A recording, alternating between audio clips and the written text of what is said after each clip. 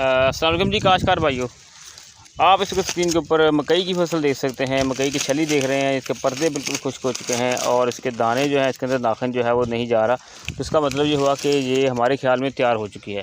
लेकिन आपसे एक गुजारिश करनी है, जो कि मकई के तजर्बाकार माहिर काश्तकार हज़रात हैं या माहिरीन हैं, कि हम मकई की तड़ाई कब करें, यानी फसल को कब तड़ाई करें। देखें, एक स्टेज ये है, इसके ऊपर जो है वो छली बिल्कुल तैयार है, तो ये भी खुश्क हो चुका है, लेकिन इस तरह से छली लटक चुकी है। तो क्या हम इस चीज़ का वेट करें कि छली लटक जाएगी अच्छी तरह से, इसका अंडे के सार अबद ख़त्म हो जाएगा तो फिर हम इसे तोड़ें, इसकी तड़ाई करें। देखिए ये भी लटकी हुई है, ये बिल्कुल ठीक है।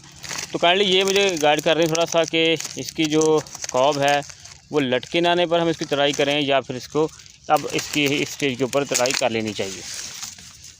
तो ये देखें छलियाँ लटकी हुई हैं अक्सर। तो अब देखें